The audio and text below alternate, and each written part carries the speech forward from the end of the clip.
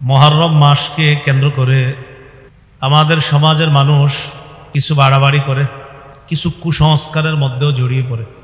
এর মধ্যে একটি কুসংস্কার হলো এই, অনেক মানুষ এই বিশ্বাস করে মুহররম মাসে বিয়ে শাদী করা যাবে না। মুহররম মাসে বিয়ে শাদী, এটা মাতমের মাস, এটা শোকের মাস, তাই এই মাসে বিয়ে শাদী না করা ভালো, এরকম অনেকে ভাবনা, চিন্তা ভাবনা। এটা হলো কুসংস্কার, এটা অন্ধবিশ্বাস। এই বিশ্বাস থেকে আমাদেরকে বেঁচে থাকতে হবে। কোন মাসে বিয়ে হইলে ওই মাসে কুলক্ষণ হবে বলতে এই আকীদা রাখাও শিরিক, যে এই মাসে যদি বিয়ে হয় তাহলে কুলক্ষণ আছে, এই আকীদা রাখা কি বলেন? শিরিক। সহিহ মুসলিমের বর্ণনা 1423 নম্বর হাদিস।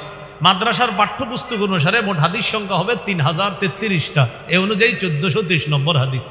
এই হাদিসের মধ্যে আছে রাসূলুল্লাহ সাল্লাল্লাহু আলাইহি সাল্লামের স্ত্রী আম্মা জান আয়েশা সিদ্দিকা রাদিয়াল্লাহু তাআলা আনহা বলেন, তাজাওয়াজানি রাসূলুল্লাহ সাল্লাল্লাহু আলাইহি ওয়াসাল্লাম ফি শাওয়াল। জাহিলি যুগের মানুষ শাওয়াল মাসে বিয়ে করাটাকে কুলক্ষণ মনে করত। আম্মা জান আয়েশা সিদ্দিকা তাদের এই জাতীয় কৃষ্টি কালচারের বিপরীতে বললেন, তাজাওয়াজানি রাসূলুল্লাহ সাল্লাল্লাহু আলাইহি ওয়াসাল্লাম ফি শাওয়াল। তোমরা শাওয়াল মাসকে কি উল্টা পাল্টা বলো, নবী আমারে বিয়ে করছে শাওয়াল মাসে। নবীজি আমাকে বিয়ে করছে শাওয়াল মাসে, আর এরা কয় শাওয়াল মাসে নাকি বিয়ে করা কি ঝামেলা। ওয়া বানাবি ফি শাওয়াল, আমার বয়স যখন 6 তখন শাওয়াল মাসে আমার বিয়ে হয়েছে, আমার বয়স যখন 9 শাওয়াল মাসেই বিবাহ রাত্রি আমার যাপন হয়েছে, সেটাও শাওয়াল মাসে। শুধু তাই না, ওয়াকানাত তাস্তাহিব্বু আন তুদখিলা নিসাআহা ফি শাওয়াল। আম্মা জান আয়েশা সিদ্দিকা তার পরিবারের কোন নারীর বিয়ে হইলে ওই নারীকে তার বিবাহ রাত্রি উদযাপনের জন্য শাওয়াল মাসে স্বামীর ঘরে পাঠাইতেন। মানে মানুষের এই আকীদা, এটা রদ করা যায় যে মানুষ মনে করতো শাওয়াল মাসে বিয়ে, না জানি ওই সমস্যা এই সমস্যা। আম্মা জান কয়, তোমরা কি কও, আমারে নবীজি বিয়ে করছে শাওয়াল মাসে, নবীর ঘরে আমারে উঠায় নিছে শাওয়াল মাসে, আর মানুষ কয় শাওয়াল মাসে নাকি ঝামেলা। আল্লাহ আমাদের সকলকে শিরকি আকীদা থেকে বেঁচে থাকার তৌফিক দান করুন। এই কথাগুলো কেন বললাম? মুহররম মাসকে কেন্দ্র করে অনেকের এই অশুদ্ধ একটা কুসংস্কারাচ্ছন্ন আকীদা হলো, খতিব সাহেব ইমাম সাহেবদেরকে জ্বালায় মাইরা হলে মুহররম মাসে, হুজুর মুহররম মাসে কি বিয়ে করা যাবে? কেন যাবে না? এটা মাতমের মাস, শোকের মাস, এই মাসে কি আনন্দ করা যায়? বিয়ে তো আনন্দ, এটা তো শোকের মাস। শোক কি? রাসূলুল্লাহ সাল্লাল্লাহু আলাইহি সাল্লামের নাতি হুসাইন রাদিয়াল্লাহু তাআলা আনহু, তাকে শহীদ করা হয়েছে 10ই মুহররম। এটার জন্য আমরা নিঃসন্দেহে ব্যথিত। আর হুসাইন রাদিয়াল্লাহু তাআলা আনহুর শহীদ 10ই মুহররম হওয়ার কারণেই দুনিয়াতে এত আলোচিত হয়েছে, কারণ 10ই মুহররম কোনো কিছু সংগঠিত হওয়ার কারণে ওই ঘটনার মর্যাদা আল্লাহ বাড়ায় দেয়। এটার ফজিলত, এটার মর্যাদা, এটা আল্লাহর কাছে বেশি হয়ে যায়। এই হুসাইন রাদিয়াল্লাহু তাআলা 10ই মুহররম শহীদ হওয়ার কারণে, কারণ আরো শহীদ হয়েছে কিন্তু তার শাহাদাত এত বেশি আলোচনা কেন হয়? কারণ তিনি 10ই মুহররম শহীদ হয়েছে। এখন হুসাইন রাদিয়াল্লাহু তাআলা আনহুর এটা ওনার শহীদকে কেন্দ্র করে বলে এটা হলো মাতমের মাস। কিসের মাস? এটা মাতমের মাস। এই মাসে বিয়ে শাদী, এটা আনন্দের বিষয়, বিয়ে শাদী করা যাবে না। এখন আপনাদেরকে বলি, হুসাইন রাদিয়াল্লাহু তাআলা আনহুর আব্বার নাম কি? আম্মার নাম? হযরত আলী আর ফাতেমার বিয়ে হয়েছে মুহররম মাসে। কোন মাসে? হযরত আলী ফাতেমার বিয়ে হয়েছে কোন মাসে? মুহররম মাসে। তো মুহররম মাসে যাকে কেন্দ্র করে বলতেছেন যে এই মাসে বিয়ে শাদী হইলে এটা কেমন কথা, মাতমের মাস, তো ওনার আব্বা আম্মার বিয়ে হয়েছে মুহররম। এই জন্য ভাই, মুহররম মাস এটা ঠিক আছে, এটা বাড়াবাড়ি করা যাবে না, এখানে ছাড়াছাড়িও করা যাবে না, কুসংস্কারাচ্ছন্ন কোনো আকীদা রাখা যাবে না। কুসংস্কার আকীদাটা আমাদের মধ্যে আসার একটা কারণ হলো অজ্ঞতা। বলেন, কুসংস্কার আকীদা আসার কারণ কি? এজন্য ইসলামের প্রথম শব্দটাই হলো ইকরা, পড়ো। ইসলামের প্রথম শব্দ ইকরা, পড়ুন, এটা হলো প্রথম শব্দ। অজ্ঞতা দূর করার জন্য ইসলামের প্রথম শব্দ ইকরা। আমাদের সবাইকে আল্লাহ জানিয়ে দিচ্ছে ইকরা, পড়ো পড়ো। প্রথমে বড় মানি অজ্ঞতা দূর হলে কুসংস্কার দূর হবে। এই জন্য প্রথম কথাটাই ইকরা, পড়ো। এটা আমাদের অজ্ঞতা। আল্লাহ তাআলা সূরা আলী ইমরানের 191 নম্বর আয়াতে বলেন, রব্বানা মা খালাকতা হাযা বাতিলা সুবহানাকা ফাকিনা আযাবান নার। আসমান জমিন নিয়ে মানুষ চিন্তা ভাবনা করে, জ্ঞানীরা চিন্তা ভাবনা করে, তখন বলে আল্লাহ এই আসমান আর এই জমিন আপনি অনর্থক সৃষ্টি করেন নাই। তো যারা বলবে অনর্থক সৃষ্টি করেন নাই, তারা আল্লাহর সৃষ্টির মধ্যে কুলক্ষণ তালাশ করবে না। এই জন্য মনে রাখবেন, কুসংস্কার আকীদা যারা রাখে, এটার এক নম্বর কারণ অজ্ঞতা, মূর্খতা, জাহেলিয়ত, অন্ধকার। এই আকীদা রাখার কারণে এদের এগুলা হয়। আল্লাহ আমাদেরকে হেফাজত করে। না হয় আপনি বুঝেন না, মাজারের সামনে একটা বাচ্চা বৈশা বলতেছে স্যার 10টা টাকা দেন, পেটে খিদা লাগছে। হ্যাঁ 10 টাকা দেয় না, মাজারে গিয়ে ওই মরা মানুষটারে 10,000 টাকা দিয়ে কারে মরা মানুষের দিছে কত? 10,000। দরকার কি মরা মানুষের 10,000 না জিন্দা মানুষের 10 টাকা দরকার ছিল? ওরে 10 টাকা দেয় নাই, ও 10 টাকা দেন, খামু কিছু খামু, দেয় না।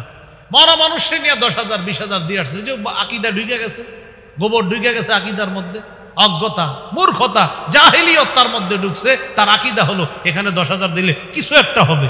এটা আকীদা। কি হবে, কি যে হবে এটা তো বোঝানো যাবে না, হবে কিছু। এই আকীদা রাখা যাবে না। সূরা মাঈদার 90 নম্বর আয়াতে আল্লাহ বলেন, ইন্নামাল খামরু ওয়াল মাইসির ওয়াল আনসাবু ওয়াল আজলাম রিজসুম মিন আমালিশ শাইতান। মদ, জুয়া, মূর্তি, ভাগ্য নির্ণয়ক কোন বস্তু, সব ভাগ্য নির্ণয় করে। হাত দেখা বইলা দিবে আপনারা কি হবে না হবে। এই হাতে দেখেন, এই পাশে একটা আরবি 8-এর মতো, পাশে একটা 81, আর এই হাতে হলো একটা আরবি 1, পাশে 8, 18। 81 আর 18 হয় 99। কত হয়? তা আপনাদের 2 হাত দেখায় বলবে, আপনি হাতটা দেখেন তো দেখবেন, দেখার পর বলবে দেখছেন আপনার বাম হাতে 81, ডান হাতে 18, 99। তো আপনি বলবেন, তখন আপনার বলবে আল্লাহর নাম কটা বলেন তো বলবেন 99টা। ঘটনা আছে, কি আছে? হুদেই কিচ্ছুই না, সবার হাতে এটা আছে। এরে বুঝায় যে ঘটনা আছে। রাসূলুল্লাহ সাল্লাল্লাহু আলাইহি সাল্লাম বলেন, মান আতা আররাফান আও কাহিনান ফাসাদ্দাকাহু বিমা ইয়াকুল। কেউ যদি গণকের কাছে যায়, এই গণকের কাছে যাওয়ার পর যদি গণকের কথা বিশ্বাস করে, ফাকাদ কাফারা বিমা উনজিলা আলা মুহাম্মাদিন সাল্লাল্লাহু আলাইহি সাল্লাম, নবীর উপর আল্লাহ যা নাজিল করেছেন সে সব অস্বীকার করল। গণকের কথা বিশ্বাস করলে সে সব অস্বীকার করল। এই আকীদা রাখা যাবে না। তো আল্লাহ বলছেন, ইন্নামাল খামরু, মদ, ওয়াল মাইসির, জুয়া, ওয়াল আনসাব, এবং ভাগ্য নির্ণয়ক কোনো কিছু, ওয়াল আজলাম, ওয়াল আনসাব মূর্তি, ওয়াল আজলাম ভাগ্য নির্ণয়ক স্বর কোনো কিছু, তার ইত্যাদি, এগুলা রিজসুম মিন আমালিশ শায়তান, শয়তানের কাজ। ফাজতানিবুহু, এগুলা থেকে বিরত থাকো। শিক্ষা আমাকে কি শিখাইলো? অজ্ঞতা দূর কইরা শিক্ষা আমারে শিখাইতেছে কোরআন। শোনো, এই ভাগ্য নির্ণয় ইত্যাদি এগুলা বিশ্বাস করা, আর এগুলা থেকে তোমারে কিছু বলা আর এটা তুমি গ্রহণ করা, এগুলা শিরকি আকীদা, এগুলা অন্যায় আকীদা। তোমাকে কিছু বলবে যে আপনার জীবনে তো খারাপই আছে, এগুলা অন্যায় আকীদা, এই কথা বিশ্বাস করা যাবে না। আল্লাহ বলছে ফাজতানিবুহু, এগুলা থেকে বাঁচো। আরেকটা হলো ওই যে যাত্রা পথে কোনো ধরনের শিরকি আকীদা রাখা যাবে না। প্রথমে একটা জানছি আমরা একটু আগে, আমাদের যাত্রা পথে বা আমরা যখন কোনো বের হই, বের হওয়ার পর কোনো কিছুরে অলক্ষণ কুলক্ষণ মনে করা, এটা শিরিক। এটার জন্য একটা দোয়া শিখছি। এবার আবু দাউদের একটা বর্ণনা জানবো আমরা, 3919 নম্বর হাদিস। এই হাদিসের মধ্যে আছে, যুকিরাতিত তিয়ারাতু ইনদান নবী সাল্লাল্লাহু আলাইহি ওয়াসাল্লাম ফাকালা আহসানুহা আল ফাল। নবীর সামনে শুভ আর অশুভ লক্ষণ নিয়ে আলোচনা করা হলো। নবী বললেন, দেখো, শুভ কথা, কল্যাণকর কথা গ্রহণ করা এটা ভালো। ওয়ালা তারুদ্দু মুসলিমা, কোন মুসলমান সফরে বের হওয়ার পর কোনো কিছুর অলক্ষণ মনে করা, কুলক্ষণ মনে করে তাকে এটা থেকে ফিরিয়ে দিতে পারে না কোনো মুসলমানকে। এবার নবীজি সাল্লাল্লাহু আলাইহি সাল্লাম একটা কথা বলছে, একটু বুঝেন। আগেরটা হলো আপনি কুলক্ষণ মনে করে ফেলছেন, এটা শিরিক। আর এটার বিপরীতে একটা দোয়া পড়তে হবে, আল্লাহ আপনার কল্যাণ ছাড়া কল্যাণ নাই, অমঙ্গল হবে কিনা এটা আপনি জানেন, আপনি ছাড়া কোনো ইলাহ নেই। এবার নবী নতুন একটা জিনিস শিখেছে, সফরে বের হওয়ার পর, বলেন আমার সাথে, সফরে অথবা কোথাও বের হওয়ার পর বলেন, যদি কোনো অপছন্দনীয় বিষয় দেখতে পাই, তখন এই দোয়া পড়া, হে আল্লাহ আপনি কল্যাণ নিয়ে আসেন, আপনি অকল্যাণ দূর করেন, আপনি ছাড়া কোনো শক্তি নাই। আপনি কোথাও বের হয়েছেন, বের হওয়ার পরে কোনো একটা বিষয় আপনার কাছে অপছন্দনীয় মনে হয়েছে, ওই অপছন্দনীয় মনে হওয়াটা যেন আবার আপনারে ফিরায় না দেয়। তখন আপনি বলবেন, আল্লাহুম্মা লা ইয়াতি বিল হাসানাত ইল্লা আনতা ওয়া লা ইয়াদফাউস সাইয়্যাত ইল্লা আনতা ওয়া লা হাওলা ওয়া লা কুওয়াতান ইল্লা বিকা। আল্লাহ কল্যাণ আপনি নিয়ে আসেন, অকল্যাণ আপনি দূর করেন। আপনি ছাড়া কোনো শক্তি নাই, আপনি ছাড়া আমাকে কেউ ক্ষতি করতে পারবে এরকম শক্তি সাহস কারো নাই। আল্লাহ আমি আপনার উপর ভরসা করেই আমি আমার কাজে রওনা করলাম। তাহলে দুইটা বিষয়, একটা হলো কুলক্ষণ মনে করে ফেললে বলবো আল্লাহ কল্যাণ আপনার পক্ষ থেকে, অকল্যাণ হবে কিনা এটাও আপনি জানেন, আপনি ছাড়া কোনো ইলাহ নাই। আরেকটা হলো সফরে বা কোথাও বের হওয়ার পর অপছন্দনীয় কিছু যদি দেখতে পাই তখন বলা আল্লাহ কল্যাণ আপনি নিয়ে আসেন, অকল্যাণ আপনি দূর করেন, আপনি ছাড়া কোনো শক্তি নাই, পৃথিবীর কেউ আমার কোনো ক্ষতি করতে পারবে না, এই কথা বলা। তাহলে অশুভ লক্ষণ ইত্যাদি এই জাতীয় আকীদা রাখা শিরিক, এই আকীদা থেকে আমরা যেন বেঁচে থাকতে পারি আল্লাহ তৌফিক দান করেন। রাসূলুল্লাহ সাল্লাল্লাহু আলাইহি সাল্লাম একবার একটা বর্ণনা বলার পর এক গ্রাম্য ব্যক্তি দাঁড়াইছে। আবু দাউদের বর্ণনা 3911 নম্বর হাদিস। রাসূলুল্লাহ সাল্লাল্লাহু আলাইহি সাল্লাম বললেন, সংক্রমণ বলতে কিছু নাই, পেঁচার ডাকে কোনো কুলক্ষণ নাই, অশুভ লক্ষণ বলতে কিছু নাই। এগুলা বলার পর এক গ্রাম্য ব্যক্তি দাঁড়ায় বলে, ইয়া রাসূলুল্লাহ, আমি আপনার কাছে একটা বিষয় জানতে চাই। কি জানতে চাও? মা বালুল ইবিলি তাকুনু ফির রামাল। হুজুর, বালু ভয় মরুভূমির মধ্যে একটা ওট আছে, ওটের পাল আছে। মা বালুল ইবিল, ওট পালের কি হবে যা মরুভূমির মধ্যে আছে? হুজুর, দেখতে মনে হয় নাদুস নুদুস হরিণের মতো। আমার একটা ওটের পাল আছে, এই ওটের পাল যদি মরুভূমির মধ্যে থাকে, বালুর মধ্যে থাকে, যাদেরকে দেখতে হরিণের মতো নাদুস নুদুস মনে হয়, এমন সুন্দর ওট, ওই ওটের সাথেই খালিতুহা আরেকটা ওট মিলিত হয়েছে, আল বাঈরুল আজরাব, একটা সংক্রমণগ্রস্ত একটা ওট, ছোঁয়াছে রোগাক্রান্ত একটা ওট তার সাথে মিলিত হয়েছে। আচ্ছা, তারপর? হুজুর, মিলিত হওয়ার পর আমার ভালো ওটের গায়ে ওই ছোঁয়াছে রোগ চলে আসছে। হুজুর, ওই ওটের ব্যাপারে জানতে চাই, যে ওটগুলা নাদুস নুদুস, এটার সাথে একটা আপনার রোগাক্রান্ত ওট মিলিত হয়ে ছোঁয়াছে রোগ ওই তার মধ্যে সংক্রমণ করে ওই ওটটারে রোগাগ্রস্ত করে ফেলছে, এই ব্যাপারে আপনার কাছে জানতে চাই। নবীজি বললেন, আচ্ছা তাই নাকি? ফামান আদাল আউয়াল, তাহলে প্রথম ওটটার রোগটাকে দিল। নবীজি বলতেছে, তুমি যে বললা ভালো ওটগুলারে আরেকটা রোগাক্রান্ত ওট আইসা অসুস্থ করে ফেলছে, প্রথম ওটটা অসুস্থ হইল কেন? এই জায়গায় নবীজি আকীদা প্রত্যাখ্যান করতেছেন যে তুমি যে আকীদা রাখতেছো যে অসুস্থ ওট আইসা সুস্থ ওটেরে অসুস্থ বানায়া দিছে, এই আকীদা সঠিক নয়। অসুস্থ ওট আসার পর সুস্থ ওটগুলা অসুস্থ হবে কিনা এটা জানেন আল্লাহ, এটা হলো আকীদা। তুমি যে বলছো অসুস্থ ওট আইসা সুস্থ ওটগুলারে অসুস্থ বানায়া দিছে, এই আকীদা সঠিক নয়। যদি বলো তোমার আকীদা সঠিক, তাহলে প্রথম ওটটাকে অসুস্থকে বানাইল, এটা কার ছোঁয়াছুঁইতে অসুস্থ হইল? তাহলে এই জন্য আপনারা, আমরা অনেক সময় বলি তোর গায়ে চুলকানি, এজন্য আমার তোর সাথে থাকা যাবে না। প্রথম চুলকানিটা হইল কিন্তু এই জন্য আমার শরীরে অসুস্থ আমি হব কি হব না এটা জানে কি? হ্যাঁ, যার গায়ে অসুস্থতা আছে তার সাথে বসলে আমার কোনো সমস্যা হবে কিনা আকীদা হলো আমি রাখি, আল্লাহ চাইলে আমার শরীরে অসুস্থতা হতে পারে, কিন্তু ওর কারণে আমি অসুস্থ হব, এই আকীদা রাখা যাবে না। ভাই, কথাগুলা কি বুঝে আসছে সবার? আচ্ছা, অতীত জামানার একটা এলাকার জাতি সম্পর্কে আলোচনা করেছেন, যেই জাতি তাদের কাছে প্রেরিত 3 জন রসুলকে তারা বলছে তোমরা কুলক্ষণ, তোমরা অশুভ। জাতি নবীরে বলছে তোমরা কুলক্ষণ, তোমরা অশুভ। নাউজুবিল্লাহ। কুলক্ষণ মনে করা, অশুভ মনে করা, এই জাতীয় অন্ধবিশ্বাস অনেক আগে থেকে দুনিয়াতে চলে এসেছে। আয়াতে আল্লাহ তাআলা বলেন, অদ্রিব লাহুম মাসালান আসহাবাল কারিয়া। নবী আপনি তাদের জন্য পেশ করেন মাসালান, একটি দৃষ্টান্ত পেশ করেন। আসহাবাল কারিয়া, গ্রামবাসীর। গ্রাম দ্বারা কি উদ্দেশ্য? মুফাসসিরিনে কেরামের কেউ কেউ লিখেছেন এই গ্রাম দ্বারা উদ্দেশ্য হলো আনতাকিয়া নামে একটা গ্রাম আছে, এই গ্রাম উদ্দেশ্য। যদিও বর্ণনাটি শিথিল, অর্থাৎ এই বর্ণনা অনেক দুর্বলতা আছে, এই জন্য গ্রাম যেটাই হোক, যে কোনো একটি গ্রাম বলি আমরা। যদিও কোনো তাফসিরকারক লিখেছেন আনতাকিয়া গ্রাম।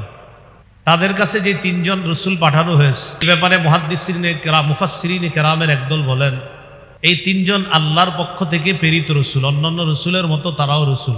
আবার আরেক দল বলেন না, এই 3 জন হলো ঈসা নবীর পাঠানো রসুল, ঈসা নবীর পক্ষ থেকে দূত। রসুলের একটা অনুবাদ হলো দূত। ঈসা নবীর পক্ষ থেকে পাঠানো 3 জন দূত এক এলাকায় গিয়ে দাওয়াত দিতে গিয়েছিলেন। ওই তিনজন। মুফাসসিরিনে কেরামের বেশিরভাগ বলতেছে না, এই তিনজন ঈসা নবীর পাঠানো দূত হলেও তারা তিনজন আল্লাহরই নবী, আল্লাহ রসুল। আল্লাহ সাধারণত কোরআনে মুরসালুন দ্বারা রসুলদেরকেই বুঝান। এই জন্য মুফাসসিরিনে কেরামের একদল বলেন এখানে রসুল দ্বারা আল্লাহর পক্ষ থেকে পাঠানো রসুলই উদ্দেশ্য। কেউ কেউ বলেন না, ঈসা নবীর পক্ষ থেকে তিনজন দূত গিয়েছিলেন দাওয়াত দেওয়ার জন্য। এই তিনজনকে তাফসির কারকগণ তিনজনের নামও লেখছে, যেহেতু ইবনে কাসিরে আসছে এই জন্য আপনাদের সামনে বলা, কিন্তু এই তিনজনের নাম যে এই তিনটা হতেই হবে এটা জরুরি না, এরপরেও লেখছে বলে দিই।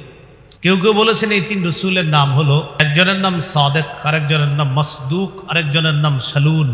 আরেকদল লিখেছেন এই তিন রসুলের নাম, একজনের নাম হলো শামউন, আরেকজনের নাম ইউহান্না, আরেকজনের নাম বুলস বা ওয়াও লাম সদ।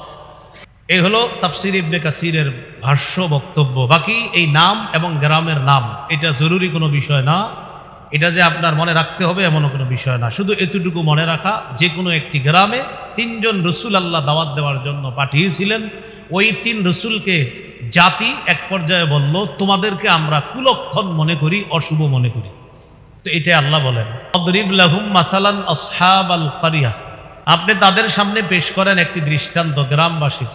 ইদ জাআল মুরসালুন, ওই গ্রামে যখন রসুলগণ আসলেন, ওই যে তিন রসুল, এই তিন রসুলকে আবার আল্লাহ পাঠাইছে কিভাবে সেটারও একটা ব্যাখ্যা আছে। ইদ আরসালনা ইলাইহিম ইসনাইন, আল্লাহ বলেন যখন আমি তাদের কাছে প্রথমে দুইজন রসুল পাঠাইছি, প্রথমে পাঠাইছি দুইজন, পাঠানোর পর ফাকাযযাবুহুমা, ওই এলাকাবাসী এই দুই রাসূলকে মিথ্যাবাদী সাব্যস্ত করলো, নাউযুবিল্লাহ। আল্লাহ তাআলা বলেন ফাআজ্জাজনা বিসালিস, আমি তৃতীয় আরেকজন রসুল দিয়ে তাদেরকে শক্তিশালী করলাম। প্রথম পাঠাইছে দুইজন, গ্রামবাসী এই দুইজনকে মিথ্যাবাদী সাব্যস্ত করলো, আল্লাহ তাআলা আরেকজন পাঠাইলেন। ওই আরেকজন আয়েশা তিনিও বললেন, দেখো ওই দুইজন তারাও রসুল, আমিও রসুল। এবার তিনজন একসাথে বলতেছে, ক্বালু ইন্না ইলাইকুম মুরসালুন, তারা তিনজন বললেন আমরা তোমাদের কাছে মুরসালুন, আল্লাহর পক্ষ থেকে প্রেরিত রসুল, প্রেরিত নবী, পয়গম্বর। এবার জাতি জবাব দেয়, ক্বালু মা আনতুম ইল্লা বাশারুম মিসলুনা, ওই জাতি এলাকাবাসী কয় তোমরা তো আমাদের মতোই মানুষ, তোমরা আমাদের মতোই মানুষ। এইরকম আবার রসুল হয় কেমনে? তোমরা তো আমাদের মতোই মানুষ, তা আমাদের মতো মানুষ আবার রসুল হয় কিভাবে? তোমরা তো ফেরেশতা হইবা, ফেরেশতা হইলে বুঝতাম তোমরা রসুল। এই জন্য কোরআনে আপনারা প্রায় জাতির কথা পাইবেন, ওই জাতি বলতো তুমি রসুল হও কিভাবে? তুমি মানুষ, তুমি খাও, তুমি বিয়ে করো, তুমি বাজারে যাও। আয়াতগুলা দ্বারা বোঝা যায় কাফেররা রাসূলদেরকে অস্বীকার করার এটাও একটা কারণ ছিল যে রসুল মানুষ হবে কেন? আমাদের দেশের মুসলমান অনেকে বলে না রসুল মানুষ না। কাফেররা রসুলদেরকে অস্বীকার করার অন্যতম একটা কারণ এটাও ছিল যে রসুল মানুষ হবে কেন? আর আমরা আবেগে বলে ফেলতেছি না রসুল মানুষ না। আজীব বিষয়, কাফেররা বলতেছে অস্বীকার করার একটা কারণ তুমি রসুল, তুমি মানুষ কেন? রসুল তো হবে ফেরেশতা, ফেরেশতা নূরের তৈরি, মানুষ মাটির তৈরি, মাটির তৈরি আমিও তুমিও, তুমি কেন রসুল হবা? তাহলে কাফেররা রসুলদেরকে অস্বীকার করার অন্যতম এটাও একটা কারণ ছিল যে রসুল মানুষ হবে কেন? আর আমরা আবেগে বলে ফেলি না রসুল মানুষ না, অন্য কিছু। আল্লাহ আমাদেরকে বুঝার তৌফিক দান করে। তো তারা বলে ক্বালু মা আনতুম ইল্লা বাশারুম মিসলুনা, তোমরা তো আমাদের মতোই মানুষ। ওয়া মা আনজালার রহমানু মিন শাই, আর আল্লাহ কোনো প্রমাণও নাজিল করেন নাই। তোমরা যে রসুল আল্লাহর, এই ব্যাপারে কোনো প্রমাণও আল্লাহ নাজিল করেন নাই, কোনো কিছু আল্লাহ নাজিলও করেন নাই। ইন আনতুম ইল্লা তাকযিবুন, তোমরা মিথ্যাবাদী, তোমরা মিথ্যা কথা বলতেছো। কাফেররা নবীদেরকে কয় তোমরা মিথ্যা কথা বলতেছো। এবার রসুলগণ জবাব দিলেন, ক্বালু রাব্বুনা ইয়ালামু ইন্না ইলাইকুম লামুরসালুন, রসুলগণ জবাব দিলেন আমাদের রব জানেন আমরা তোমাদের কাছে প্রেরিত রসুল। তবে তোমাদেরকে দাওয়াত দিলাম, মানলে ভালো, না মানলে কিন্তু তোমাদের জন্যই খারাপ হবে। আমাদের দায়িত্ব কি? ওয়ামা আলাইনা ইল্লাল বালাগুল মুবিন। আমাদের দায়িত্ব শুধু স্পষ্টভাবে পৌঁছে দেওয়া, আমাদের দায়িত্ব স্পষ্টভাবে পৌঁছে দেওয়া, এটা আমাদের দায়িত্ব, আমরা পৌঁছে দিলাম। এবার ওই জাতি তাদেরকে বলতেছে, ক্বালু ইন্না তাতায়্যারনা বিকুম। এই কথা বলার পর তাফসীরের কিতাবে আসছে তাদের একটু ঝামেলা হয়েছে, একটু অভাব অনটন দেখা গেছে। দেখা যাওয়ার পর এবার তারা ওই রসুলদেরকে বলতে লাগলো, ক্বালু ইন্না তাতায়্যারনা বিকুম। এ রসুলগণ, তোমরা যারা বলতেছো রসুল, আমরা তোমাদেরকে অশুভ মনে করতেছি, তোমাদেরকে কুলক্ষণ মনে করতেছি, তোমাদের কারণে আমাদের উপর বিপদ আসতেছে। তাহলে চিন্তা করেন, এক জাতি যারা কাফের তারা রসুলদেরকে বলতেছে আমাদের উপর গজবের কারণ হইলা তোমরা, তোমরা অশুভ, তোমরা কুলক্ষণ, এই কথা রসুলদেরকে বলতেছে। এবার থ্রেট দিচ্ছে রসুলদেরকে, লা ইল্লাম তানতাহু, তোমরা যদি দাওয়াত দেওয়া থেকে বিরত না থাকো, লানারজুমান্নাকুম, তোমাদেরকে পাথর মারব, ওয়ালা ইয়ামাসসান্নাকুম মিন্না আযাবুন আলীম, তোমাদের কাছে স্পর্শ করবে, তোমাদেরকে স্পর্শ করবে আমাদের পক্ষ থেকে কঠিন শাস্তি। তোমাদেরকে কুলক্ষণ মনে করতেছি, অশুভ মনে করতেছি, তোমাদের মধ্যে আমরা অশুভতা দেখতে পাচ্ছি। তোমরা যদি দাওয়াত দেওয়া থেকে বিরত না হও, আমরা পাথর মারব, আমাদের পক্ষ থেকে কঠিন শাস্তি যাবে তোমাদের উপর। এবার রাসূলগণ জবাব দিলেন, ক্বালু তাইরুকুম মাআকুম, তোমাদের কুলক্ষণ বা অশুভ আকীদা তোমাদের সাথে, অশুভ অথবা খারাপ অবস্থা যদি হয়ে থাকে এটা আমাদের কারণে না, তোমাদের কারণে হয়েছে। কেন? তোমরা কুফরির মধ্যে আসো, আর কুফরির মধ্যে থাকলে আবার তোমরা ভালো থাকবা কিভাবে? গজব তো তোমাদের উপরে আসো। এরপরে বলতেছে আইন যুক্কিরতুম, আইন যুক্কিরতুমের অনুবাদটা একটু বড় করে করতে হবে। আমরা তোমাদেরকে দাওয়াত দিচ্ছি বলেই কি তোমাদেরকে উপদেশ দেওয়া বলা হচ্ছে, তোমাদেরকে উপদেশ বাণী শোনানো হচ্ছে বলেই কি আমাদেরকে কুলক্ষণ বলতেছো? আইন যুক্কিরতুম, তোমাদেরকে উপদেশ বাণী শোনানো হচ্ছে, তোমাদেরকে ভালো কথা বলা হচ্ছে, তোমাদেরকে দ্বীনের দাওয়াত দেওয়া হচ্ছে বলেই কি তোমরা আমাদেরকে কুলক্ষণ বলছো? এবার রাসূলগণ বললেন, বাল আনতুম কওমুম মুসরিফুন, তোমরা সীমা লঙ্ঘনকারী জাতি, তোমরা জালেম, তোমাদের উপর গজব আসার এই অন্যায় অপরাধ যদি কেউ করে থাকে এটা তোমরাই করছো, অপরাধ তোমরা করেছো, গজব আসার অন্যায় অপরাধ তোমরা করেছো। অতএব গজব আসার কারণ অন্যদেরকে সাব্যস্ত করবা না, গজব আসছে তোমাদের হাতের কামাইটা। আয়াতে শেষের দিকে জানলাম কুলক্ষণ অশুভ আকীদাটা এটা যে এই যুগে মুহররম মাসে মানুষ রাখে তা না, অনেক আগে থেকে রাখে। আরেকটা দেখেন কুলক্ষণ বা অশুভ আকীদা যারা রাখে, সূরা নামল 45 থেকে 47 নম্বর আয়াত, 19 নম্বর পারা, হাফিজি কোরআন মাজিদ অনুযায়ী 19 নম্বর পৃষ্ঠা থেকে শেষের দিকে শুরু, 20 নম্বর পৃষ্ঠায় গিয়ে শেষ। শুরু থেকে আল্লাহ তাআলা সালেহ আলাইহিস সালাতু ওয়াস সালাম এবং তার জাতি সম্পর্কে বলে, ওয়ালাকাদ আরসালনা ইলা সামুদা আখাহুম সালিহা, আমি সামুদ জাতির নিকট তাদের ভাই সালেহ নবীকে পাঠাইলাম। আনি আবুদুল্লাহ, এই বার্তা দিয়ে যে সালেহ নবী তাদেরকে দাওয়াত দিয়ে বলবে, ও আমার জাতি তোমরা আল্লাহর ইবাদত করো। ফাইযা হুম ফারীকানি ইখতাসিমুন, সালেহ নবী জাতিকে দাওয়াত দিলেন, জাতি তোমরা আল্লাহর ইবাদত করো। এই দাওয়াত দেওয়ার পর তাদের মাঝে দুটি দল হয়ে গেছে। ফাইযা হুম ফারীকান, তাদের দুটি দল, ইখতাসিমুন, ঝগড়া করা শুরু করে দিয়েছে। দুই দল ঝগড়া করছে, দ্বারা কি উদ্দেশ্য? এই ঝগড়ার কথাটা আবার সূরা আরফে আছে, সূরা আরফের 75-76 নম্বর আয়াতে ঝগড়ার কথাটা আছে।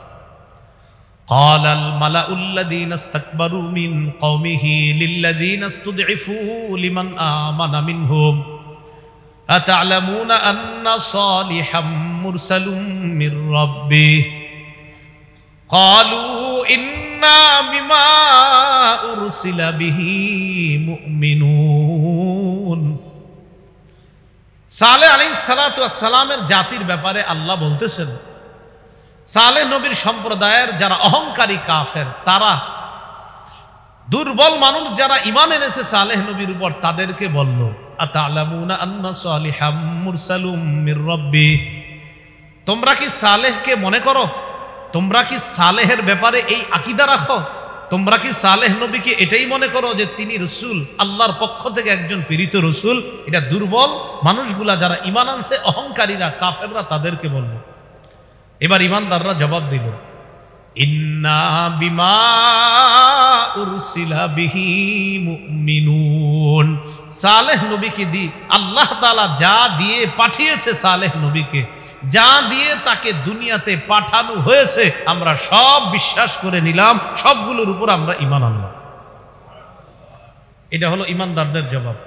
এবার বেঈমানরা বলতেছে যে তোমরা যেগুলারে বিশ্বাস করেছো, ইন্না বিল্লাযী আমানতুম বিহি কাফিরুন, তোমরা যেগুলাকে বিশ্বাস করেছো এগুলাকে আমরা অস্বীকার করলাম।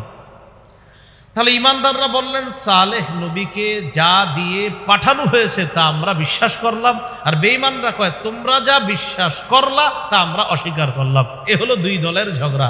এই কথাটাই ওই সূরা নামলে আল্লাহ বলতেছেন, ওয়ালাকাদ আরসালনা ইলা সামুদ আখাহুম সালিহা আন ইবুদুল্লাহা ফাইযা হুম ফারীকান ইখতাসিমুন।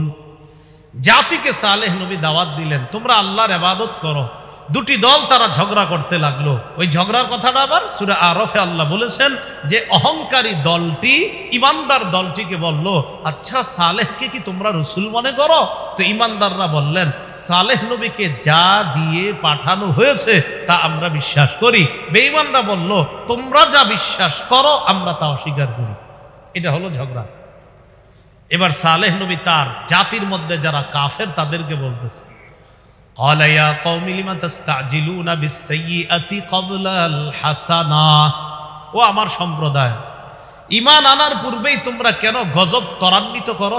অর্থাৎ তোমরা যা করতেছো, যে আকীদা রাখতেছো, এতে গজব কিন্তু নগদ আসবে। কবলাল হাসানা, কল্যাণের আগে কেন অকল্যাণ কামনা করো? মুফাসসিরিন কিরাম লিখেছেন এখানে কল্যাণ দ্বারা উদ্দেশ্য ঈমান। লাউলা তাস্তাগফিরুনাল্লাহা লাআল্লাকুম তুরহামুন, তোমরা কেন আল্লাহর কাছে ক্ষমা প্রার্থনা করছো না যাতে তোমাদের প্রতি দয়া করা হয়? এই কথা বলার পর সালেহ নবীর জাতি এবার তাকে পাল্টা বলতেছে, ক্বালু তাইয়ারনা বিকা ওয়া বিমান মাআক। ও সালেহ নবী, তোমার দাওয়াত কি মানবো আমরা? তুমি এবং তোমার সাথে ঈমানদার যারা, তাদেরকে তো আমরা কুলক্ষণ মনে করি, অশুভ মনে করি। তুমি যে বলতেছো গজব আসবে আমাদের উপর, এই গজব যদি আসেও তোমার কারণে আসবে। সালেহ নবী বলতেছে তোমরা কেন গজব চাইতেছো? এখন জাতি জবাব দিতেছে, সালেহ ক্বালু তাইয়ারনা বিকা ওয়া বিমান মাআক, আমরা তোমাকে অশুভ মনে করি, কুলক্ষণ মনে করি। তুমি যে বলছো গজব আসবে, এই গজব আসার কারণ আমরা না, তোমার কারণে আর তোমার সাথে যারা ঈমান আনছে এদের কারণে আমাদের উপর গজব আসতে পারে। তুমি কুলক্ষণ, তোমার সাথে ঈমানদাররা কুলক্ষণ, অশুভ, এরা হলো সব কুফা, অপয়া, নাউজুবিল্লাহ। এই জাতি কুলক্ষণ এদেরকে মনে করতে। বলছিলাম অশুভ আকীদা, কুলক্ষণ আকীদা রাখা অনেক আগে থেকে। এবার আরেকটা কুলক্ষণ বা অশুভ আকীদার শোনেন। মুসা নবী এবং তার সাথে ঈমানদার যারা, বিপরীত দিকে ফেরাউন এবং তার সাথে বেঈমান যারা। ফেরাউন এবং বেঈমান যারা, তারা যখন কোনো কল্যাণ দেখতো, দেখার পর বলতো এই কল্যাণের প্রাপ্য আমাদেরই, আমরাই এটার প্রাপ্য ছিলাম, তাই কল্যাণটা আমাদের কাছে আসছে। আর যখন কোনো বিপদ আসতো সাথে সাথে বলতো মুসার দোষ আর তার সাথে যারা আছে এদের দোষ। দেখি কোথায় আছে, সূরা আরাফ 131 নম্বর আয়াত, 9 পারা 5 নম্বর পৃষ্ঠা, হাফিজে কোরআন মাজিদ অনুযায়ী একদম শুরুতে আল্লাহ তাআলা বলে, ফাইযা জাআতহুমুল হাসানাতু ক্বালু লানা হাযি। যখন তাদের কাছে কোনো কল্যাণ আসতো তখন তারা বলতো এটার তো প্রাপ্য আমরাই, এটাই আমাদের প্রাপ্য ছিল। ফেরাউন আর বেঈমানরা কয় এটাই আমাদের প্রাপ্য ছিল, কল্যাণ নাকি হেগো প্রাপ্য ছিল। ক্বালু লানা হাযি, কল্যাণ আসলে তারা বলতো এটা আমাদেরই প্রাপ্য ছিল, আমরা এটা পাইতাম তাই আমাদের কাছে আসছে।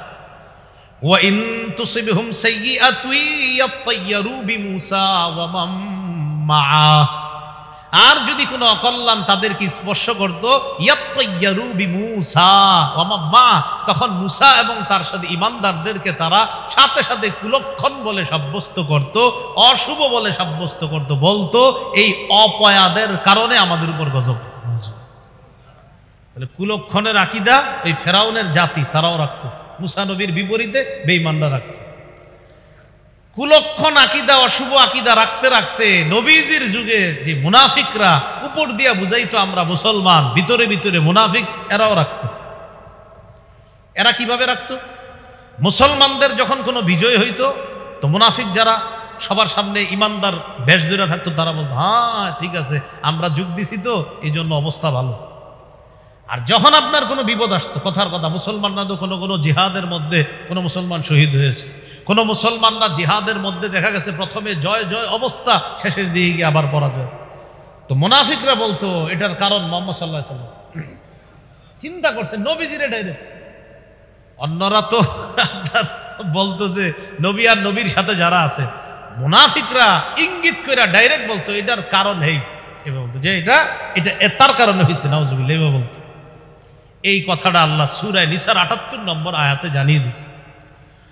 وَإِن تُصِبْهُمْ حَسَنَةٌ يَقُولُوا هَذِهِ مِنْ عِنْدِ اللَّهِ, তাদের কাছে যখন কোনো কল্যাণ আসতো তখন তারা মুনাফিকরাও বলতো এটা আল্লাহর পক্ষ থেকে। কি সুন্দর কথা, কি বলতো? এটা আল্লাহর পক্ষ।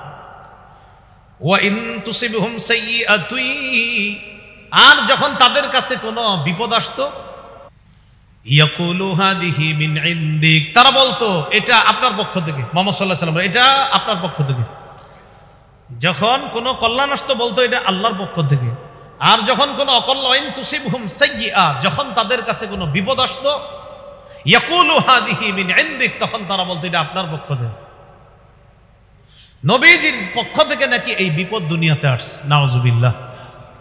আগের জাতি তো একটু আপনার মোটামুটি ভাবে বলতো নবী এবং নবীর সাথে যারা আছে এইভাবে। মুনাফিকরা ডাইরেক্ট আমগো নবীরে দোষারোপ করতো, অকল্যাণের কারণ মুহাম্মদ সাল্লাল্লাহু আলাইহি ওয়াসাল্লাম। তা আল্লাহ বলে নবী আপনি জানায়া দেন, কুল কুল্লুম মিন ইনদিল্লাহ, সব আল্লাহর পক্ষ থেকে। সুবহানাল্লাহ, বলেন সব কার পক্ষ থেকে? আমার জীবনে ভালো না খারাপ হবে এটা জানে কে? ফামালিহা উলাইল কওমি লা ইয়াকাদুনা ইয়াফকাহুনা হাদিসা, আল্লাহ তাআলা বলেন এদের কি হলো যে এরা সঠিক কথাগুলো বুঝতে চায় না। আল্লাহ তাআলা বলেন এই মুনাফিকদের হলোটা কি, এরা সঠিক কথা বুঝতে চায় না। নবী আপনি বলেন শুভ বিষয় হোক অশুভ বিষয় হোক, কল্যাণ হোক অকল্যাণ হোক, টোটাল বিষয়টা আল্লাহ জানে, কোনো মানুষ অকল্যাণের জন্য দায়ী না, এটা আপনি বলে দেন। এই হলো আপনার পূর্ববর্তী জাতি থেকে রাসূলুল্লাহ সাল্লাল্লাহু আলাইহি সাল্লাম পর্যন্ত কিছু মানুষের আকীদা যে অশুভ মনে করা, কুলক্ষণ মনে করা। সেই আকীদাগুলো এখনো অনেক মানুষ লালন করে, পালন করে, আর বিভিন্ন রসুম রেওয়াজ পালন করে, ওই কুসংস্কার এখনো ধরে রাখছে। এবার হাদিস থেকে আমরা জেনে নেই কুলক্ষণ বলতে কিছু আছে কিনা। সহিহ বুখারীর বর্ণনা 5754 নম্বর হাদিস। এই হাদিসের মধ্যে আছে ক্বালা রাসূলুল্লাহ সাল্লাল্লাহু আলাইহি ওয়াসাল্লাম লা তিয়ারাতা, রাসূলুল্লাহ সাল্লাল্লাহু আলাইহি সাল্লাম বলেন অশুভ অকল্যাণ এই জাতীয় কোনো লক্ষণ বলতে কিছু নাই, কুলক্ষণ বলতে কিছু নাই, অশুভ লক্ষণ বলতে কিছু নাই, এটা নবীজি বললেন। ওয়া খায়রুহা আলফা, তবে ভালো আলামত গ্রহণ করা ভালো। নবীজি বলেন ভালো আলামত গ্রহণ করা ভালো।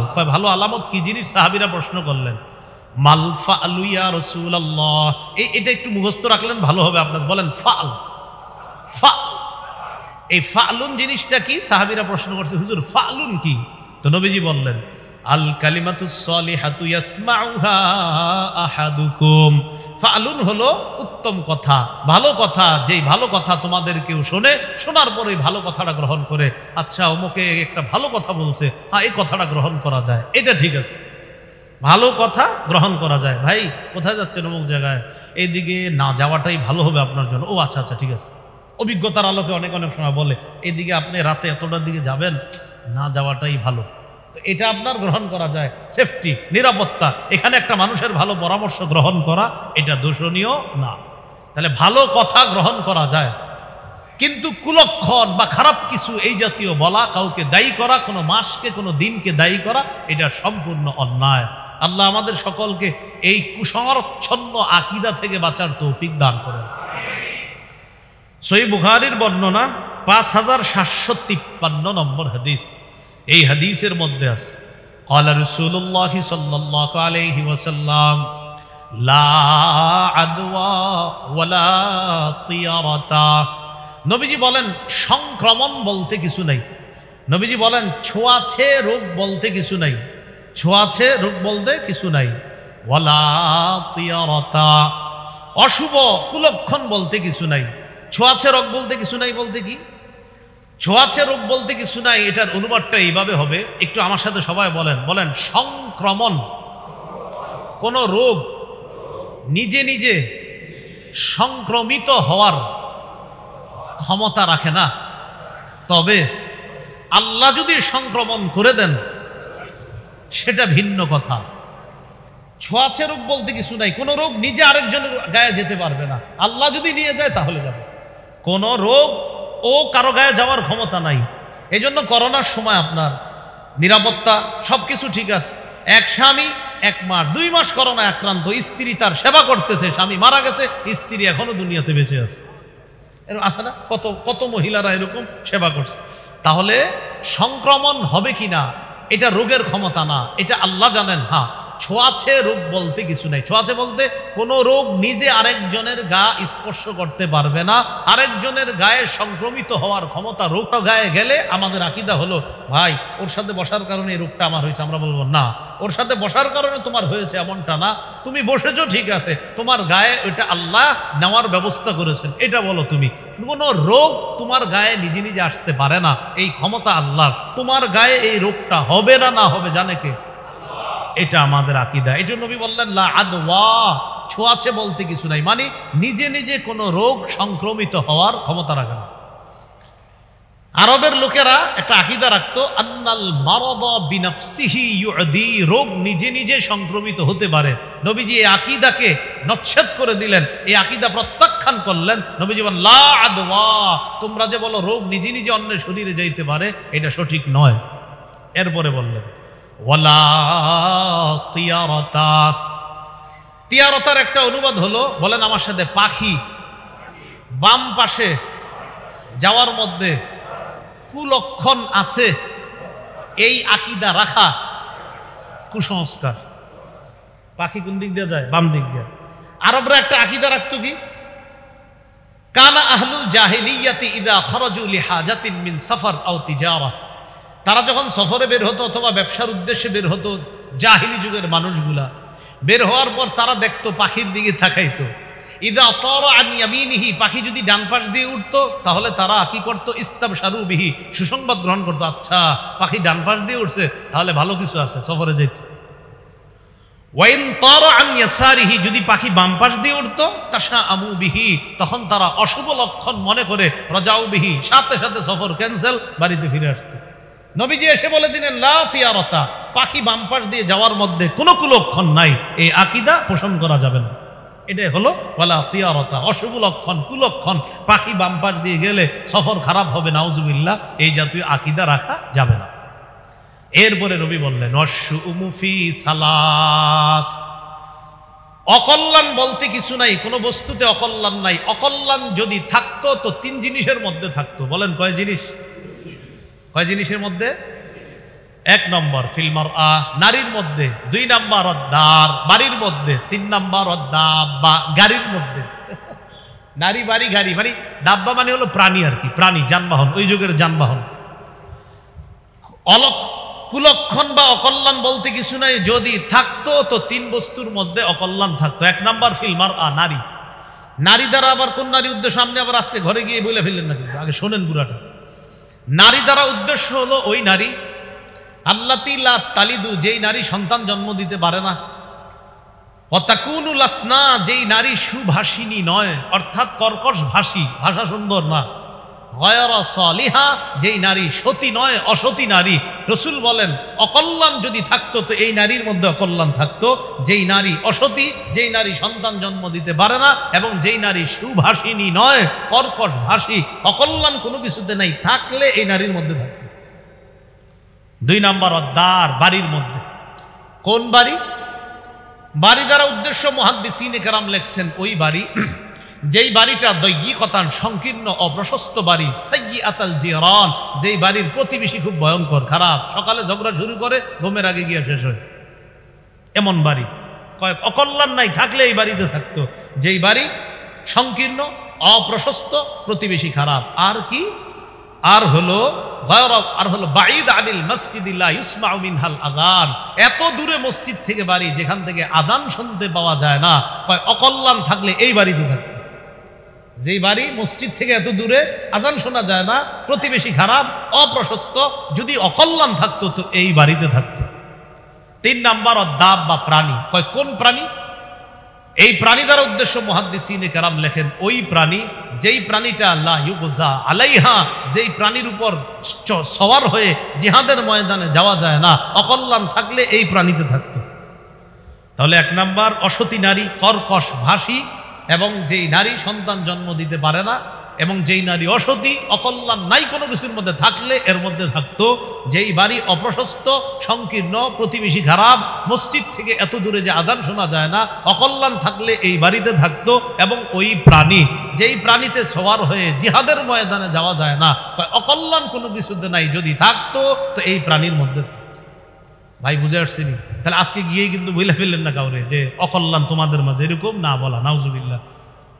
অকল্যাণ কিছুতে নাই, যদি থাকতো তো এই তিন শ্রেণীর মধ্যে থাকতো। এবার আরেকটা বর্ণনা শুনি, বলেন আমার সাথে, যে অশুভ লক্ষণ এই আকীদা রাখা শিরক। কি বললাম? অশুভ লক্ষণ এই আকীদা রাখা কি? হ্যাঁ, এই আকীদা রাখা শিরক। এই আকীদা রাখা যাবে না। আবু দাউদের বর্ণনা 3910 নম্বর হাদিস। قال رسول الله صلى الله عليه وسلم الطيرة شرك الطيرة شرك الطيرة شرك ثلاثة।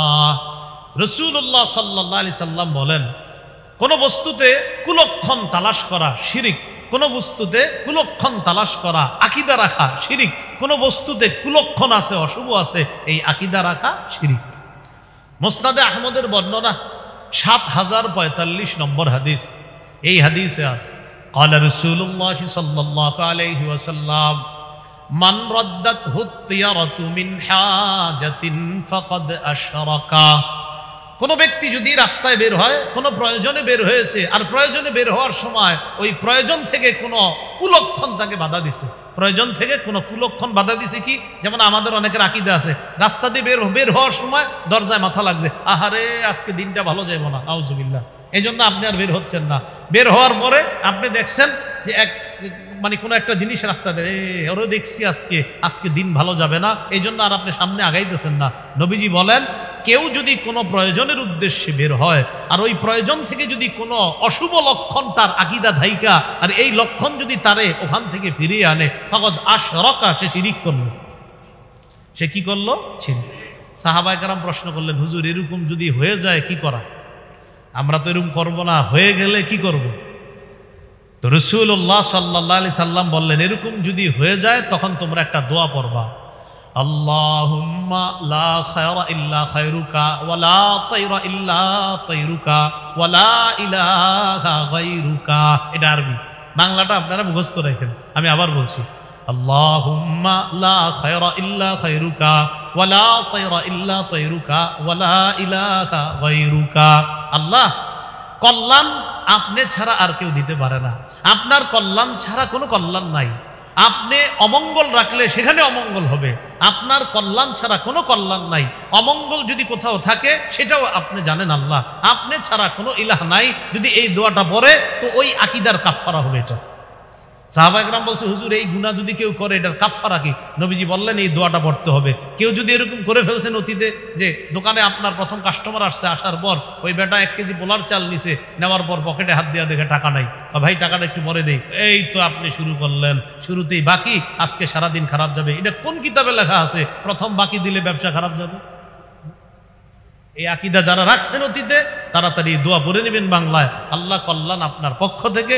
অকল্যাণ বিষয় হবে কিনা এটাও আপনি জানেন, আপনি ছাড়া কোনো ইলাহ নাই। তাহলে ওই শিরিকের কাফফারা হবে এটা। আল্লাহ আমাদের সকলকে আকীদা থেকে ফিরে আসার তৌফিক দান করেন।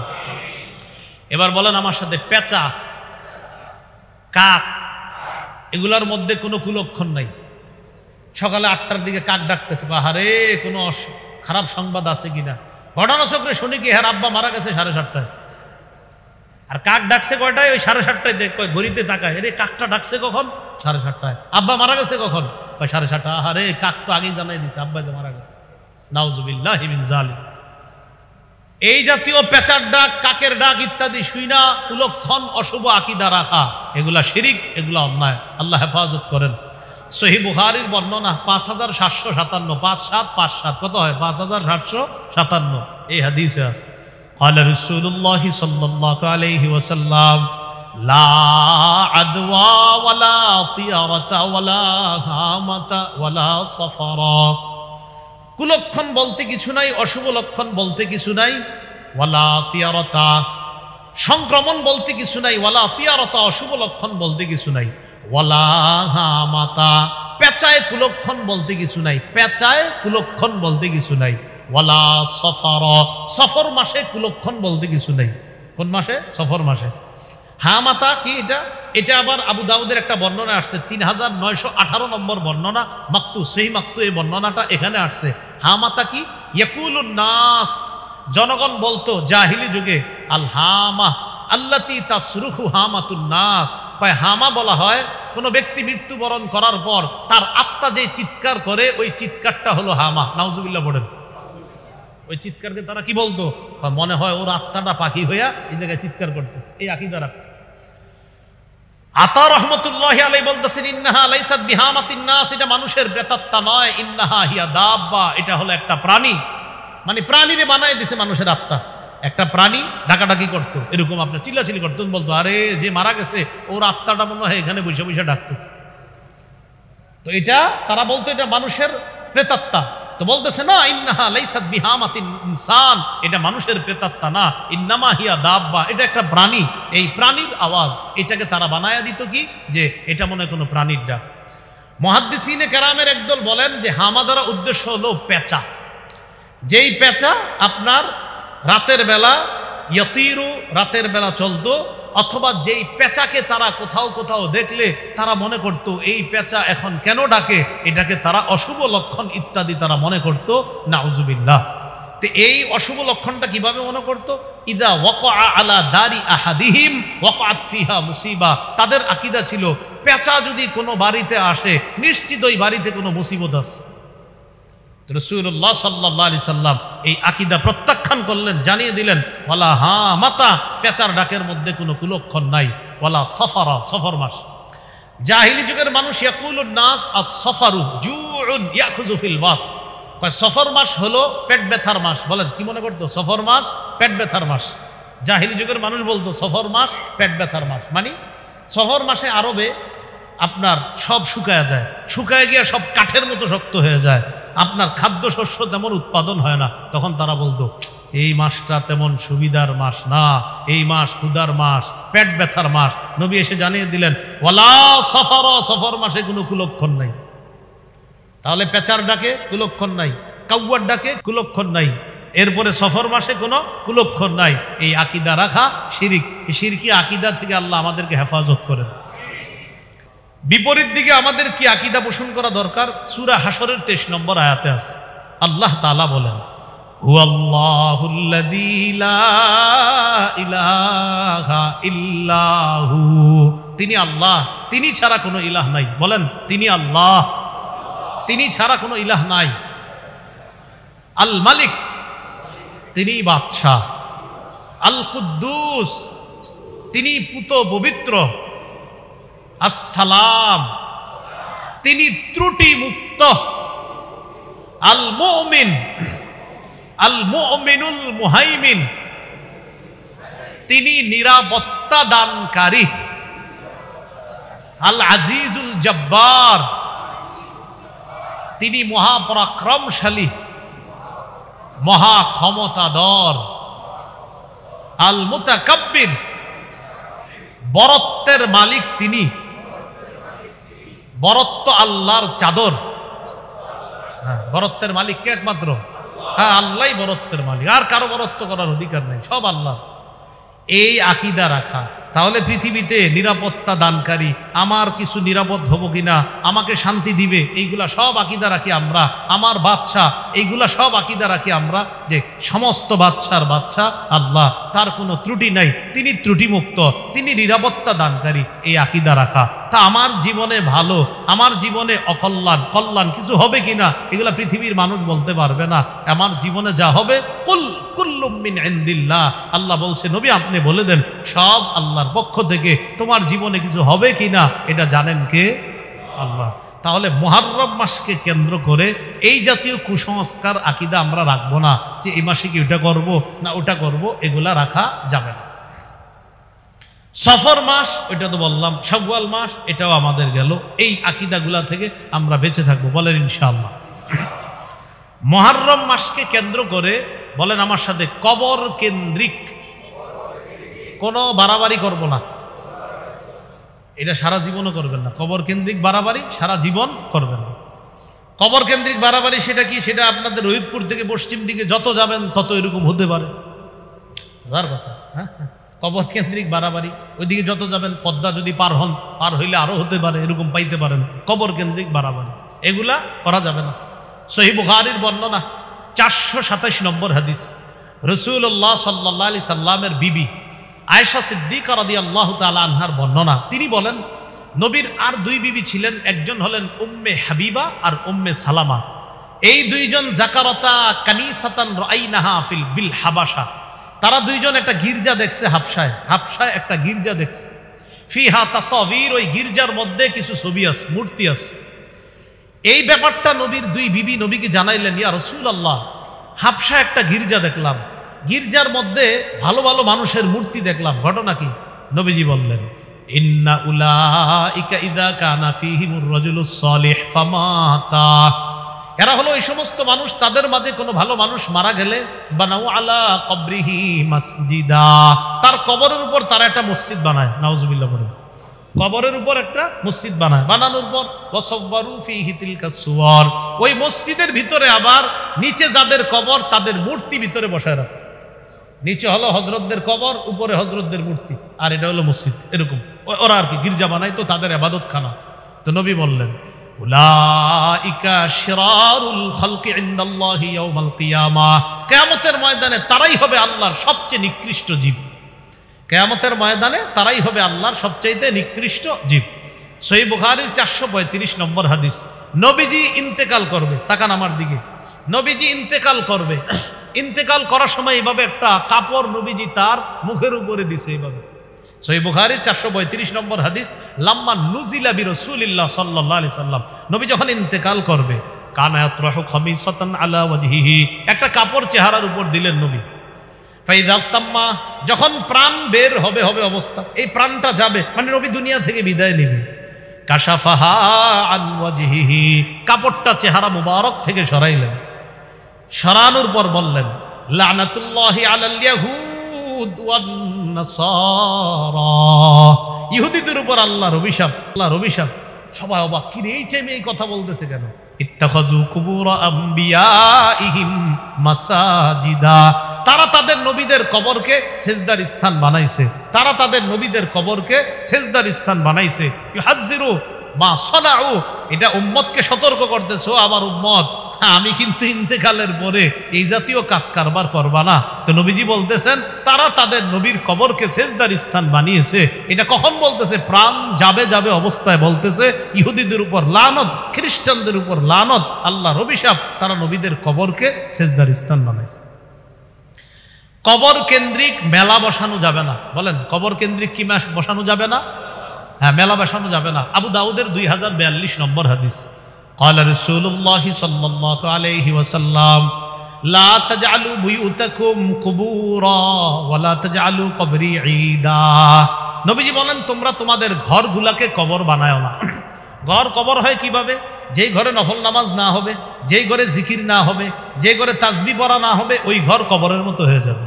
ওয়ালা তাজআলু কবরি ঈদা, নবী বলেন আমার কবরকে কেন্দ্র করে মেলা বসাবা না। আমাদের এই দেশে আপনি পাবেন কবর কেন্দ্র করে মেলা হয়, 7 দিন 10 দিন 15 দিন মাস ব্যাপী মেলা হয় কবর কেন্দ্র। নবীজি বলতেছে আমার কবর কেন্দ্র করে কোনো উৎসব বানাবা না, মেলা বানাবা না। ওয়াসাল্লু আলাইয়া, আমারে যদি মহব্বত করো আমার উপর বেশি বেশি দুরূদ পড়বা। সুবহানাল্লাহ। ফাইন্না সালাতাকুম তাবলুগুনি হাইসু কুনতুম, তোমরা যেখানেই থাকো যেখান থেকে দুরূদ পড়ো তোমাদের দুরূদ সেখান থেকেই আমার কাছে পৌঁছে যায়। তাহলে ভালোবাসবো কি মেলা বসায় না দুরূদ পড়ে? দুরূদ পড়ে। এজন্য কবর কেন্দ্রিক মেলা বসানো যাবে না। এরপরে কবরের উপর বসা যাবে না, কবর সামনে রেখা নামাজ পড়া যাবে না। কিছু মসজিদে দেখবেন মাঝখানে কবর, অনেক মসজিদের মাঝখানে কবর, হ্যাঁ একদম মাঝখানে কবর, আর চারপাশে মানুষ নামাজ। যদিও মুসলমানরা কবরের চিন্তা করতেছে না, কিন্তু এই যে মাঝখানে রাখলো, এটা আলেমদের সাথে একটু পরামর্শ করে মসজিদটা বানাইলে কি হতো না, আবেগ এত বেশি যেটা মাঝখানে রাখতে হবে। আবু দাউদের বর্ণনা, রাসূলুল্লাহ সাল্লাল্লাহু আলাইহি সাল্লাম বলেন, আবু দাউদের 3229 নম্বর হাদিস, এই হাদিসে আসছে লা তাজলিসু আলাল কুবুর, তোমরা কবরের উপর বসবা না। ওয়ালা তুসাল্লু ইলাইহা, কবর সামনে রাইখা নামাজ পড়বা না। তোমরা কবরের উপর বসবা না, কবর সামনে রাইখা নামাজ পড়বা না। তাহলে কবর কেন্দ্রিক বাড়াবাড়ি এগুলো আমরা করব না। আমাদের দেশের মানুষ কি করে জানেন? হোসেন রাদিয়াল্লাহু তাআলা আনহু যেখানে আছে সেটা তো আর বাংলাদেশে নাই। এখন বাংলাদেশে কি করতে হবে? একটা কিছু বানাইতে হবে, বানানোর পর এখানে কলা রুটি আরো যা কিছু আছে ইত্যাদি, আবার জানি না আরো কি কি দেয়। তো একটা কিছু বানাবে, বানানোর পর এটা একটা কিছু হইল, এটাতে বিভিন্ন টাকা পয়সা ইত্যাদি দেওয়া হয়। আর এটা কি বানায় আল্লাহ জানে। হ্যাঁ, একটা কিছু বানানো হবে, বানানোর পর এটাতে আপনার দান ইত্যাদি করা হচ্ছে। তো কবর কেন্দ্রিক এই বাড়াবাড়িগুলা আমরা করব না, বলি ইনশাআল্লাহ। তাহলে কুসংস্কার আকীদা যেটা আমরা ওই অনেকে রাখে যে মুহররম মাসে বিয়ে হবে কিনা, তাহলে বিয়ে মুহররম সফর ইত্যাদি নাই, বিয়ে যেই মাসে ইচ্ছা ওই মাসে। আমার মতে মুহররম মাসে বেশি বেশি বিয়ে দিবেন, বিয়ে করবেন। কেন? এই আকীদা রদ করতে হবে। মুহররম মাসে অন্য অন্য বিষয় সংগঠিত হওয়ার কারণে মর্যাদা বাড়ছে, বিয়ে করলে বিয়ারও মর্যাদা বাড়বে। এই জন্য এই আকীদা আমরা পোষণ করব না, বলেন ইনশাআল্লাহ। আল্লাহ আমাদের সকলকে অশুদ্ধ আকীদা থেকে যেন আমরা বেঁচে থেকে বিশুদ্ধ আকীদা নিয়ে আমরা কবরে যেতে পারি, আল্লাহ তৌফিক দান করেন। সুবহানাল্লাহি ওয়া বিহামদিহি, সুবহানাকাল্লাহুম্মা ওয়া বিহামদিকা, আশহাদু আল্লা ইলাহা ইল্লা আনতা, আস্তাগফিরুকা ওয়া আতুবু ইলাইক। আলহামদুলিল্লাহি রাব্বিল আলামিন, ওয়াল আকিবাতু লিল মুত্তাকিন, ওয়াসসালাতু ওয়াসসালামু আলা সাইয়্যিদিল আমবিয়া ওয়াল মুরসালিন وعلى آله وأصحابه أجمعين. ربنا ظلمنا أنفسنا وإن لم تغفر لنا وترحمنا لنكونن من الخاسرين. رب ارحمهما كما ربياني صغيرا، رب ارحمهما كما ربياني صغيرا. মাবুদ মেহেরবান মাওলা, আল্লাহ মেহেরবানি করে জীবনের সমস্ত গুনাহগুলো মাফ করে দেন। আল্লাহ, আজকে আমরা কিছু গুরুত্বপূর্ণ আলোচনা শুনলাম মাওলা, আমরা যেন আমাদের আকীদা স্বচ্ছ রেখে আমরা বাঁচতে পারি, আমরা যেন আমলগুলা ত্রুটি মুক্ত করতে পারি, তৌফিক দান করেন। আল্লাহ, কথা কর্মে সব ক্ষেত্রে যেন আকীদা বিশুদ্ধ রাখতে পারি, তৌফিক দান করেন। আমাদের মধ্যে যারা অসুস্থ সকলকে সুস্থ বানায়া দেন, যারা ঋণী ঋণ পরিশোধের ব্যবস্থা করে দেন, যারা অভাবী অভাব দূর করে দেন। আল্লাহ, আমাদের সকলকে আপনি মাফ করে দেন। মাবুদ মেহেরবান মাওলা, আল্লাহ মেহেরবানি করে জিন্দেগির গুনাহ খাতাগুলা মাফ করে দেন। রব্বানা তাকাব্বাল মিন্না ইন্নাকা আনতাস সামিউল আলিম ওয়া তুব আলাইনা ইন্নাকা আনতাত তাওয়াবুর রহিম।